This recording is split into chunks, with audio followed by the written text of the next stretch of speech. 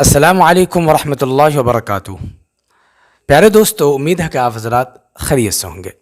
آج میں آپ کے لیے ایک بہترین ویڈیو لے کر آیا ہوں، آخر تک سنیے گا، پلیز اسکپ نہ کیجیے گا۔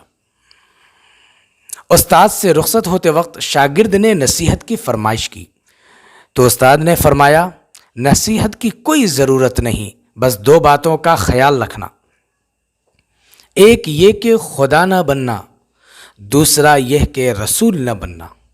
شاگرد حیران ہوا اور کہا، استغفر اللہ، اس کا کوئی مسلمان تصور بھی کیسے کر سکتا ہے؟